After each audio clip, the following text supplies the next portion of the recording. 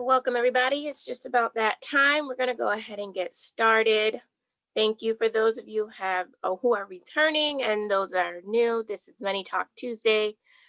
Today's presentation is brought to you by Wayfinders, and we are going to be discussing Foreclosure 101 and how to avoid it.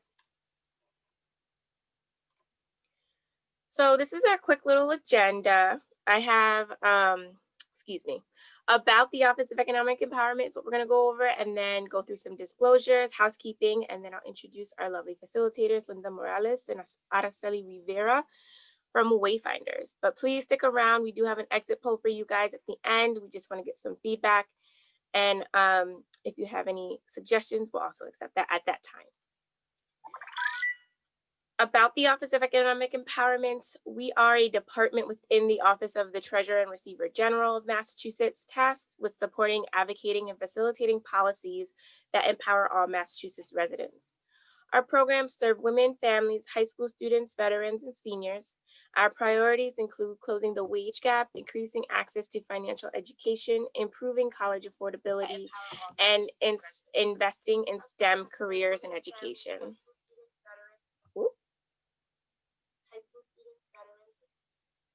Excuse me. This is our disclosure. This is a Zoom webinar and will be recorded.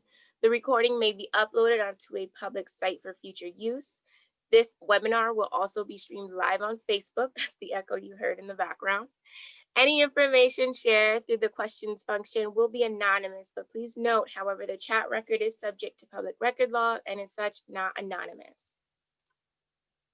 For some quick housekeeping, again, this is a webinar, it's not a meeting, so you won't be able to see other participants. You can use a chat feature to communicate to the hosts and panelists.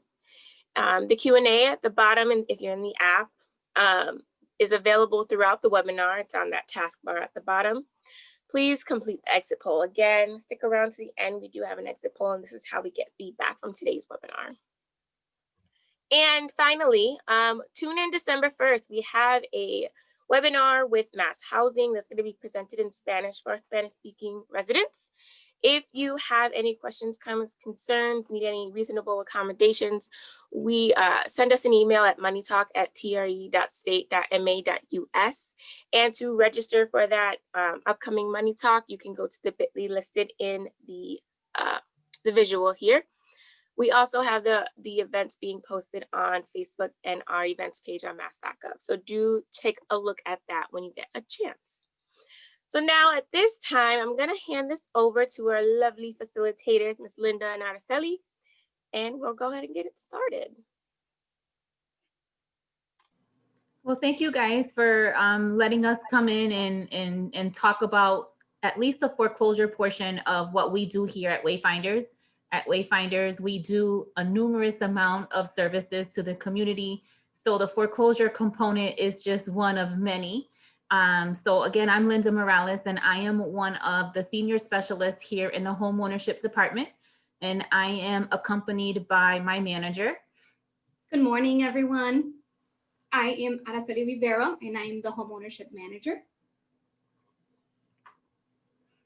So I want to be able to kind of just poll the audience at this time and see how many actual homeowners we have that are currently with us during today's session. If you could please take a minute, look at the poll in front of you and select your answer, and we will reflect to see how many homeowners or just for informational purposes.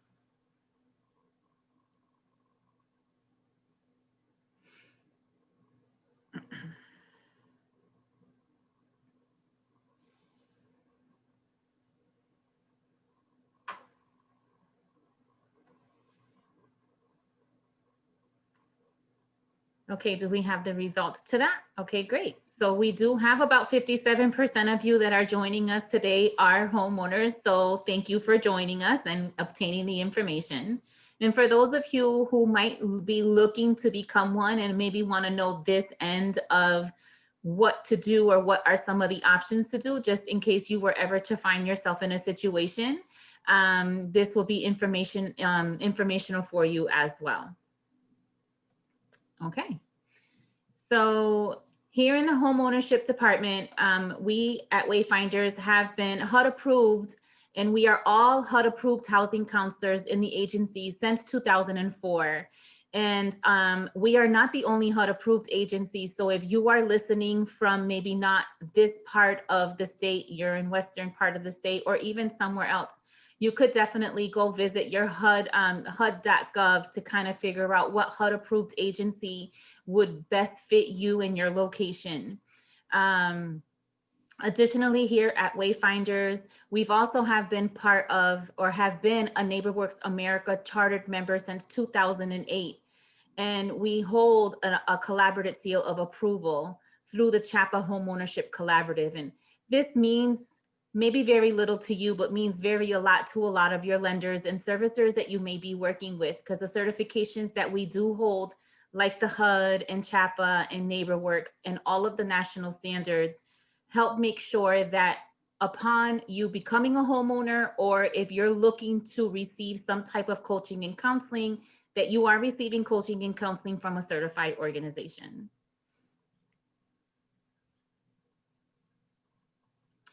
So we want to be able to kind of go through the code of ethics and just make sure that you understand that there are choices. If you are in the position where you have been unable to pay your mortgage and are a couple of months behind, or might be coming up to that, there are choices that we would love to be able to explain to you in greater detail. Our mission involves helping to achieve sustainable home ownership for all of you. And we say sustainable home ownership because at the end of this, there is no guarantee that we are here to help you save your home, but we are here to be able to at least have the conversation of what that may look like for you. We do not discriminate or deny services to anybody, no matter your situation. So we just want to make you feel comfortable, and you will get the most uphold respect. We treat others like we would love to be treated ourselves. So please feel free to contact us if you feel like you are ever in that situation. So I'm going to take some time and discuss with everybody in regards to what it is to avoid foreclosure. One of the first things that we actually do as coaches and counselors here at Wayfinders is we definitely hear you out. What is your current situation? What's happening? And what have you tried? But one of the main components of going through the foreclosure process is to reevaluate your budget. And, you know, I say that loosely, but it's one of the main components, actually one of the biggest foundations of going through this process. Some of the things that we do is we encourage you to open up all your mail. We know that this could be very stressful. You just don't want to see it. You don't want to face the reality of what's going on. But it contains, a lot of your mail is going to contain a lot of valuable information, a lot of assistance, a lot of options, and what that actually means for you. It's also really important to really to pay attention to maybe any legal notices that might be coming through. Even if you feel yourself reading a legal notice and you're just not too sure as what the information or jargon is on that actual notice, we are actually here as well to assist you in being able to understand what that process means. We definitely encourage you to contact your lender right away. That should be the first phone call you make when you find yourself in a predicament that you are unable to make ongoing mortgage payments. That could be due to a loss of income, whether it be a loss of employment. Maybe there was an additional income in the home that is no longer there, so therefore mortgage payments became unobtainable. There's numerous reasons why this can happen, and sometimes it could be a temporary problem or it could be a permanent one. Details about your income and expenses and assets like cash in the bank are questions that we tend to ask, just so that we kind of understand and help paint the picture for what it actually is. It will be unreasonable for us to assume that you are either wanting to stay in your home or that you can maintain your home. If once we are evaluating your budget, we've noticed that there is either not enough income coming in or there is enough, so therefore maybe money management should be the conversation at hand. The first thing we're actually going to do when we're looking at a budget, and if we do see that maybe there is not enough money coming in, there has been a reduction of some type of income, is what we as coaches and counselors will say, we're going to create an emergency budget. Emergency budgets is just to do that, is to look and begin to prioritize all of the income coming in as well as all of the expenses that are going out, and beginning to prioritize what are the things that must be paid, kind of the needs and wants at this point is what we kind of are going to go over, and looking at how much does that actually cost to make sure that you are able to pay for those expenses. We're also going to look at some things that you're currently doing to see if we can either eliminate the cost in total or at least reduce the amount of cost that is going towards that. This may just mean that we're either going to make some short-term sacrifices or linking you to maybe some additional resources in the community. Sometimes if we're looking at one of our highest expenses being groceries, well, if we can connect you maybe to some type of a SNAP program, food pantries, or any other resource, food banks, any other resources out there, that may eliminate how much of your in particular income is going towards this expense, therefore freeing up some money for you to take care of some other things. And then really looking at what bills would you be actually able to pay with the amount of money that is coming in. So we're now going to begin to speak about what some of the options are. So we're going to get into some of the workout options that your lender or your servicer would, once they review your current situation, what they would be able to offer you. So one of the main options is a modified mortgage. A modified mortgage could be anywhere from reinstating your mortgage, a forbearance, a repayment plan, an interest rate reduction, or a changing of your terms. It might be that they may be able to extend your terms from, typically it's 30 years, they'll add on 10 more years. When they look at modifying your mortgages, they're going to look to see if you have the ability to repay. Typically, if you're at zero income, there's no way they can modify a 0% payment. So when they look at modifying your mortgage, they really are going to look at your overall detail, your expenses, your income. Sometimes it could be a repayment plan. A repayment plan would be that they're giving you 3 months and they're going to divide your outstanding default and they're going to divide it within those months. A forbearance could be that they're taking those month payments that you owe and you're not going to pay any payments, but at the end of that term, it could be that you're having to pay that lump sum payment. Currently, because of COVID, and we will discuss COVID, the CARES Act, it's a little bit different and we will get into that. So one of the other options that is always on the table is selling your home. I mean, it could be that you can't sustain your home anymore, that you don't have the ability to pay the mortgage. So the option would be putting it on the market for sale. The sale of the property where the homeowner has enough equity to pay that full first lien. Another option is a short sale. A short sale is typically when the homeowner is selling the home for less than what they owe the lender. So the sale of the property where the homeowner does not have enough equity to pay off all the liens on the property, and the lender has agreed to accept the net proceeds of the sale to satisfy the lien. Usually, some lenders, depending on your mortgage note, they will give homeowners sometimes relocation expenses, but it's not always mandated that they assist with some of the relocation expenses. But there are, it's all detailed in your mortgage, whether they do or whether they don't. Deed in lieu. So deed in lieu is basically when you're telling the lender, you're giving them back the title because you no longer have the ability to repay. So they're taking ownership of that property. So the homeowner transfers the title to the lender in lieu of a foreclosure sale. Typically requires the homeowner to attempt a sale of the property first. So they're requiring you to put that property up for sale before that deed in lieu. And sometimes a deed in lieu, a short sale, a sale of the property will impact your credit score much less than a foreclosure would. And a foreclosure, so the lender sells the property to recover the loan balance when the homeowner is no longer able to make the payments. Therefore, they foreclose on the home. You will have, depending on the state that you reside in, you will have different options, whether it's it's a non-judgment or a judicial or a non-judicial state. But typically in Massachusetts, we're non-judicial, so there's no court proceeding that the foreclosure has to go through. So auction. Araceli, before you continue, I'm sorry. I just wanted to see if we could slow down just a bit for our members to catch up. We have some need for a slowing down because she has an interpreter. No problem. Is there any slide that you would like me to go back to? Debbie, you can list it in the chat if you need us to go back at all.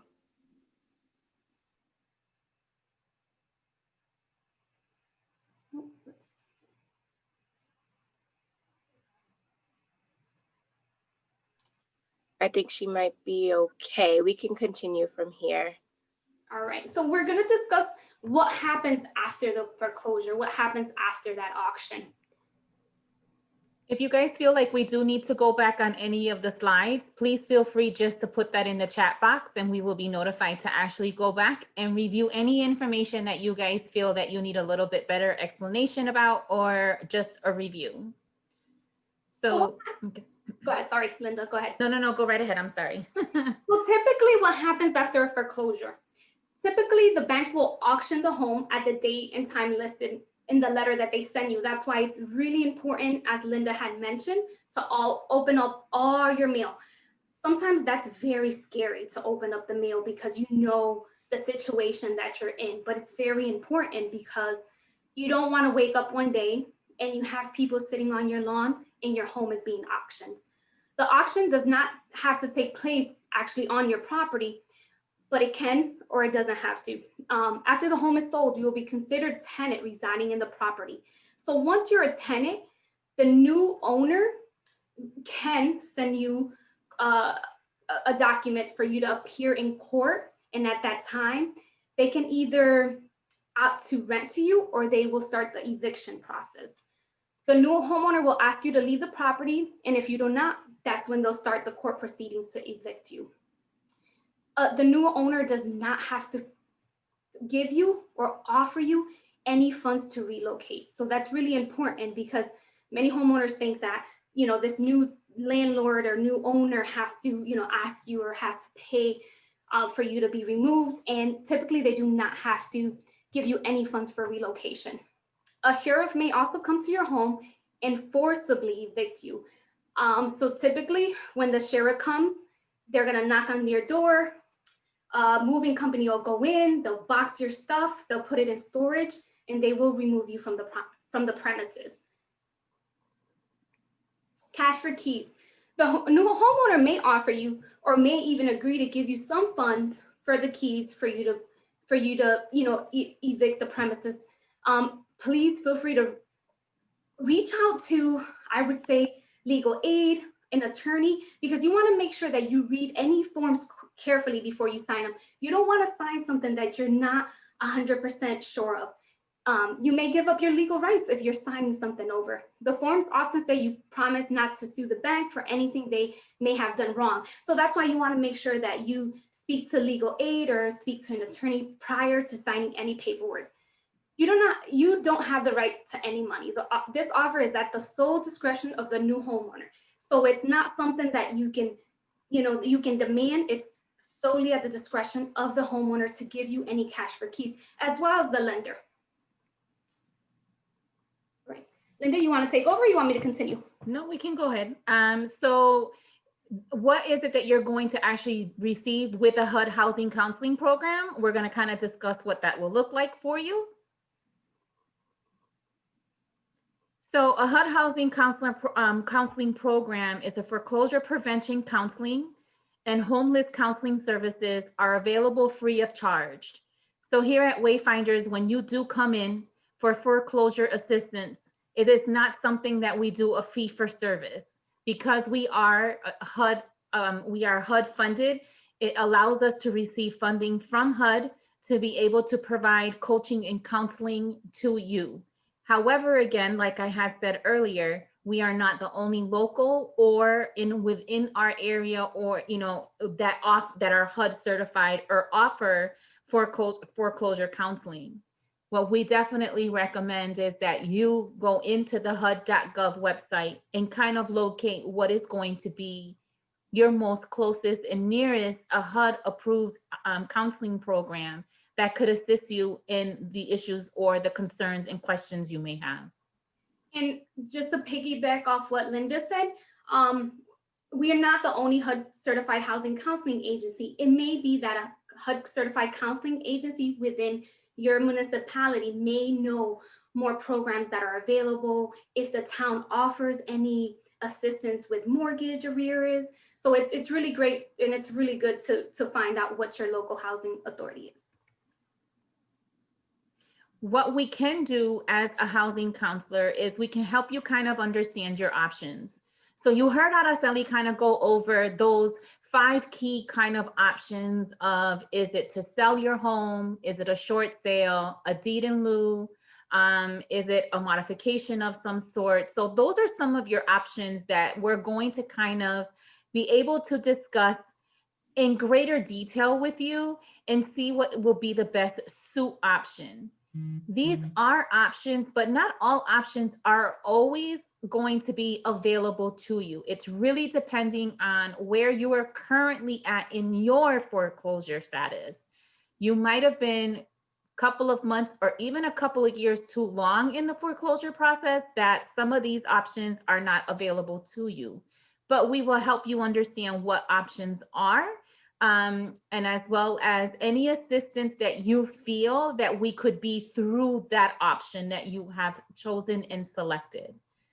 We can refer you to, I'm sorry, Araceli, go ahead. Go ahead. We can refer you to any financial assistance programs. Many of our local community consumers may know that here at Wayfinders, we have what we call a RAFT program that may help with some arrearages. We will kind of go over what that means and what the department actually has to offer. And that may or may not be an option for you. Again, this is a very detailed, individualized kind of counseling session that you will receive. So we will definitely discuss all options available to you. We can also help you interpret documentation that you receive from your lender or your servicer. We are not attorneys and we don't pretend to be attorneys. So those that may mean, that may need some type of legal advice, we will, again, the link has been added in the chat box, where you could seek for legal, through legal aid and see if there is somebody that can maybe do some pro bono work for you or at least guide you in the right direction. We are definitely here to assist you in applying for the modification process. As Araceli had mentioned before, the modification process is going to change the terms and conditions of your current mortgage in hopes to make sure that you keep your home, and really looking at the amount of funds that you are in the arrears in to be able to address that and what that is going to look like for you moving forward. We're also here to make sure that we can assist you in addressing your finances and providing you with knowledge regarding on how to rebuild from where you're currently at to a healthier financial well-being, looking at some of the credit stressors that have now been created because of the foreclosure process and what it will look like for you moving forward to begin to rebuild that. Araceli, did you have anything you wanted to share? You had mentioned RAFT. For those who don't know what RAFT stands for, is Residential Assistance for Families in Transition. There are income restrictions to it. We will have some information in a couple other slides. And I did also want to mention that in regards to helping you understand your options, one of the misconceptions out there is that somebody will say, well, my family member, didn't pay and they didn't have to leave. Everybody's situation is different. It could be that their foreclosure process lasted 2 years. It may be that another individual's foreclosure process lasts 90 days. So everyone's situation is very unique to the individual. Thank you for clarifying that. Give me a minute. I think I'm frozen. There we go. So things that we actually have limitations on as coaches and counselors and things that we can't actually do. You heard me say earlier that we don't provide legal advice. That is not our level of expertise.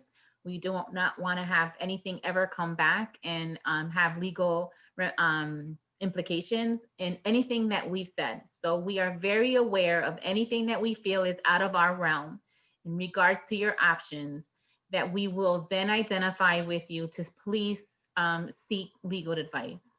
We don't make promises. We don't promise that we're going to help you save your home or that the foreclosure is going to go away. We are very real and we are very transparent as to the information we are receiving and to the options that you have. But we are here to assist and support you through those options, making sure that you have a plan moving forward as to what those options would look like for you. Well, we cannot mediate disputes between you and your servicer. We do have you sign a release of information so that we can kind of get the picture painted better from both sides. But we're not here to mediate any disputes of payments made, payments not made, of when the foreclosure actually started and what has been received or not. Those are things that we can help support you have a conversation with your lender about, but it's not something that we will do on your behalf. And also in regards to, we don't provide legal advice.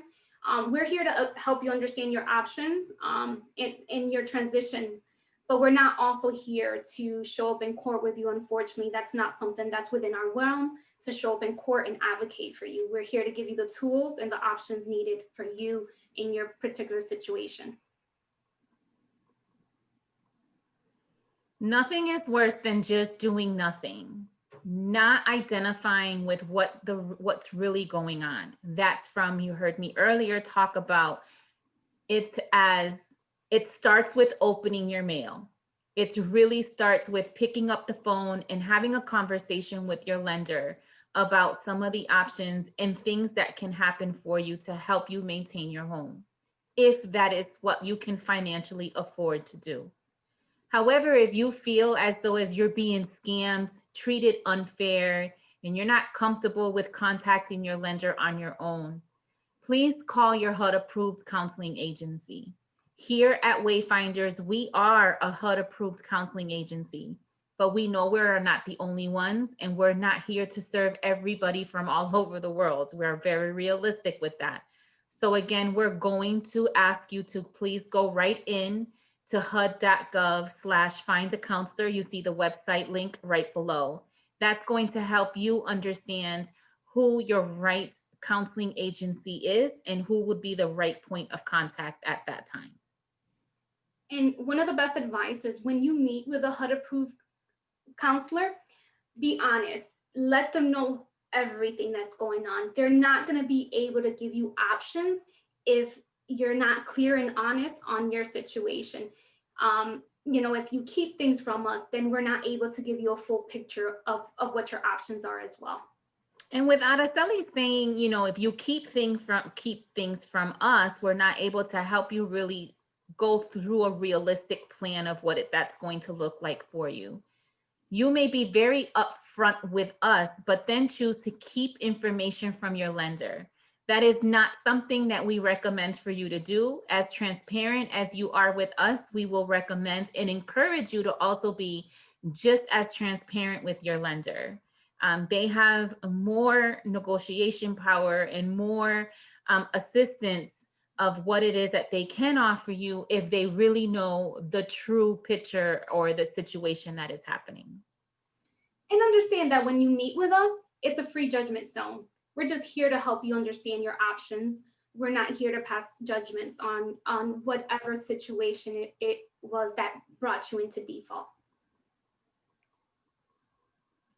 So as many of you know, back in March, we were all faced with a pandemic known as COVID-19. And through that, a lot of things has occurred, especially for everybody, but especially those who were homeowners who were affected because of COVID.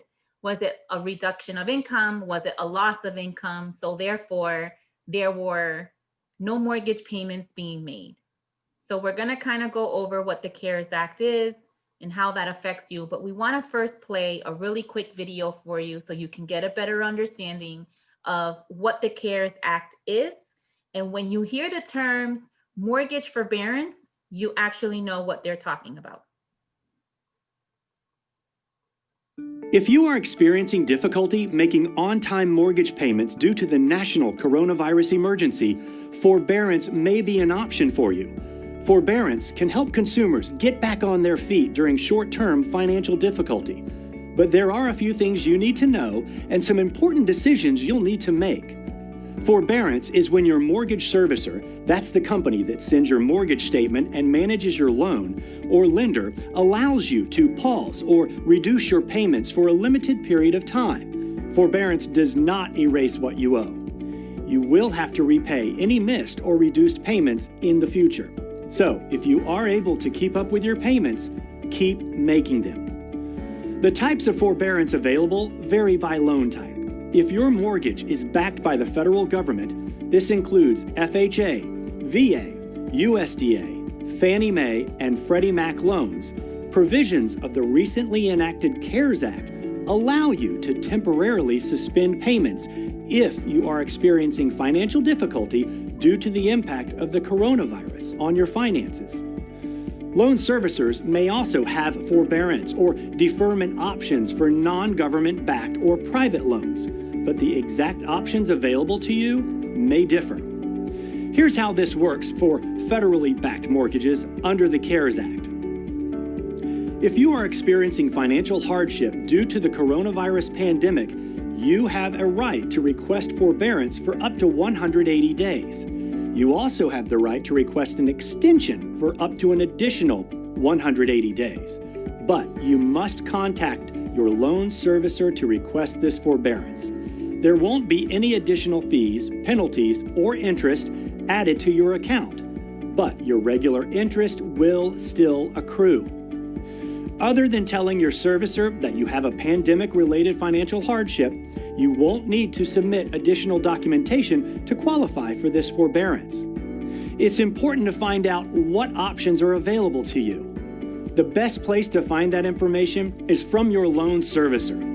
Look for their contact info on your monthly mortgage statement.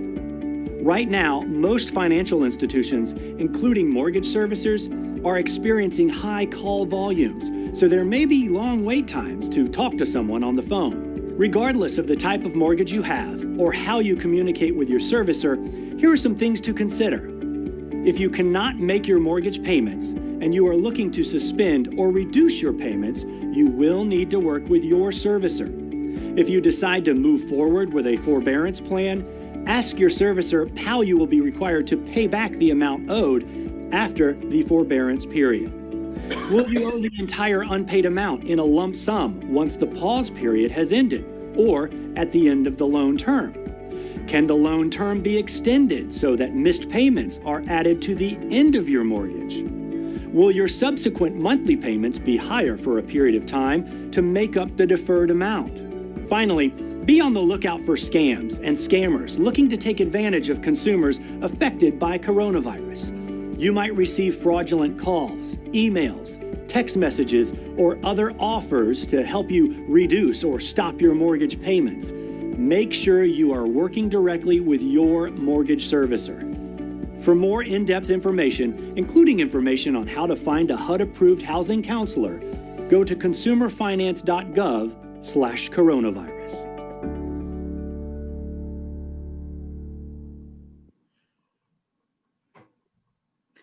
So I hope that was informative. It at least breaks down a lot of what is it. One of the first questions that we ask, that we definitely ask for you to really understand again, is what type of mortgage you actually have. We've come across way too often of individuals not knowing what type of mortgage products they have. So for us to begin to have an in-depth conversation with you about what your options may look like, that is one key component that we request for you guys to actually have. So as you've heard, the CARES Act is here to provide borrowers who have federally backed mortgages a way of looking at what a forbearance may look like for you. Now, if you don't have any of these federally backed mortgages, there may be options available for you, but they just may not look or have the same requirements as what those who fall under federally backed mortgages are offering. Araceli? And some mortgages that are not federally backed have taken on this CARES Act model, but it's not required for them. It's a great thing that they're doing to actually honor this, but they don't all have to if they're not federally backed. So as you also heard in the video, is really looking at the options of, well, what does it mean for me and my mortgage if I do a forbearance? And they will definitely explain to you, and hopefully for those who have federally backed mortgages, that they are offering this 180 days worth of forbearance given to you in about 90-day increments. So they'll do like the first 90 days and say, okay, we're going to do 90 days worth of forbearance. And hopefully what follows that is that you're not going to have to pay a lump sum of a 90-day mortgage at month 4. That these are then amounts that are being placed on the back end of your mortgage that will then need to be addressed if you sell, refinance, or come to the end of your mortgage terms. And also understand that your loan servicer or your mortgage company will not contact you if you are in need of forbearance. You need to contact them. So with that mention is keep vigilant for scams. Sometimes scam artists is a look, if it's too good to be true, then it is. We've ran into situations where a homeowner has been told by a scam company, sign this, I'll contact your mortgage company. They won't bother you anymore. So they signed something over that said to the mortgage company, don't contact me, contact this person. So this scam company ended up being able to take ownership of this home. So be very vigilant of scams. They're out there. And you're right. I did see Deborah had a question in the chat box. Forbearances do need to be paid.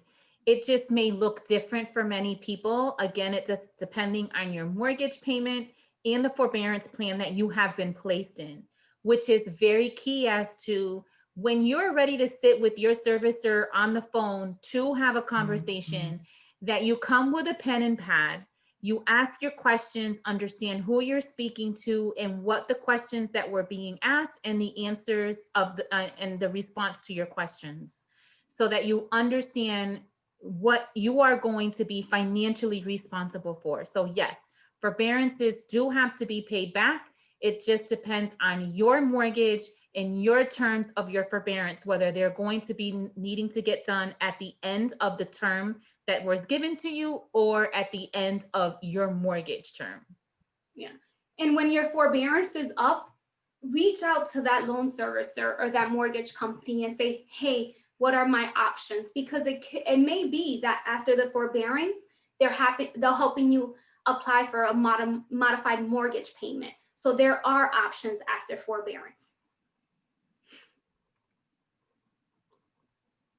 I'm sorry, Araceli, go ahead. As we mentioned, call your mortgage servicer. That's key. You can find the number on your mortgage servicer on your monthly mortgage statement or your coupon. There's also online on-look tools for Fannie Mae and Freddie Mac. Here are the websites if you wanted to find out if you had a Fannie Mae or Freddie Mac mortgage. Here's the resource where you could locate your mortgage if it's one of these. So ACEC, I think there's another question. Let's see, Linda. No, I think they're just putting in the links, so it's easier for everybody to kind of retrieve the links as if they're needing them. All right, so ACEC is the Housing Consumer Education Centers of Massachusetts, which offer financial assistance. To find out if you qualify for any financial assistance, such as RAFT, the Residential Assistance for Families in Transition, you can contact your local Housing Consumer Education Center. And here's a website where you can find out where your local Housing Consumer Education Center, which we also refer to as HCEC, which is www.masshousinginfo.org. There's also additional resources on CHAPA's website. CHAPA, Community Legal Aid Resources, the Division of Banks, the Attorney General's Office. If you do feel that you've been scammed or your mortgage servicer is not contacting you back or is unwilling to offer you anything, I would recommend calling the Attorney General's Office and also the Consumer Financial Protection Bureau. That video where we played is also on the Consumer Financial Protection Bureau's website. So we've came to the end of our presentation. We want to open it up to any questions. If there's anything you guys want us to go back into, now is the time. Even if you would like to maybe speak more individualized with one of the coaches and counselors to do some foreclosure triaging with you, please feel free to reach out to Wayfinder's home ownership department and speak with any one of us, and we could either give you the resources or support you need to move forward successfully, or actually provide you with some coaching and counseling so you really get a better picture and understanding of what your options are for your situation. If you've taken anything away from today, please understand, I think Araceli is the one who said this, is that you are an individual and your situation is individualized. Please reach out to the appropriate individuals to help you understand what support and resources are available out there for you. And we are here to help you understand what that actually means for you. And even if it's contacting your local Housing Consumer Financial Education Center, they may be able to assist you and guide you to any assistance programs, whether it's mortgage assistance, electricity, gas, any programs that are within your community that offer any financial assistance. I don't see any questions just yet, but I wanted to remind folks, I'm going to put it in the chat here. You can stay up to date with us. Wayfinders has a Facebook page, OEE has a Facebook page, and they're always posting, well, between the both of us, we're always posting information that is always helpful. The clickable links are dropped into the chat there. For those, I do see we have somebody on the phone. We do, again, they're on Facebook. So if you search Wayfinders MA and Economic Empowerment MA, those are the ways to find us on Facebook. And again, if you registered for today's event, you will be receiving all of these links and access to the recording via email. If you haven't registered, there's still time to do that, just to make sure we get your email address. And if for some reason you can't access the registration link, you can just drop your email in the chat and I'll be sure to follow up with you guys. In the meantime, thank you so much, Araceli and Linda. Can you put a plug in? Yes, of course. I'm going to just throw the exit poll up while you do that. So for anyone who does want any extensive coaching and counseling, we do offer a credit success workshop that you're able to take, and it'll go over budgeting, finances, credit. And after taking that workshop, you're able to set up an appointment with a counselor, and that counselor can kind of go over the nitty gritty of your finances and where, how we can give you goals and actions for you to meet. And we also offer a post-purchase workshop for individuals who already own their home and want to just kind of brush up on their skills, whether it's on maintenance, whether it's on insurance, whether it's on real estate or estate planning. That post-purchase workshop also covers all that. Awesome, thank you. And are those all virtual right now? Yes, they're all being virtual due to COVID. They're done virtual. The credit success, we do it monthly, but in the month of December, we will not be hosting it because of the holidays, and staff members on vacation. Linda's the great facilitator who teaches that. Post-purchase will be offered in December, and landlord workshop and first-time home buyer as well. And they can find all that information on the website, right? On the website, yep. If they go onto the website, they could actually go into the calendar and they'll see all the workshops that are listed. Awesome. Well, thank you again, ladies. It was a pleasure. I know I learned a lot. And again, for folks, thank you so much for doing that exit poll. if you, like I said, if you signed up, you will get the email one way or another. I'll get that email information out to you, and this video will live on our YouTube page. Thank you again. I hope everybody has a lovely afternoon, and we'll be seeing you again on December 1st. Thank you so Bye, much, everybody. everybody. Have a good one. Bye-bye. Bye.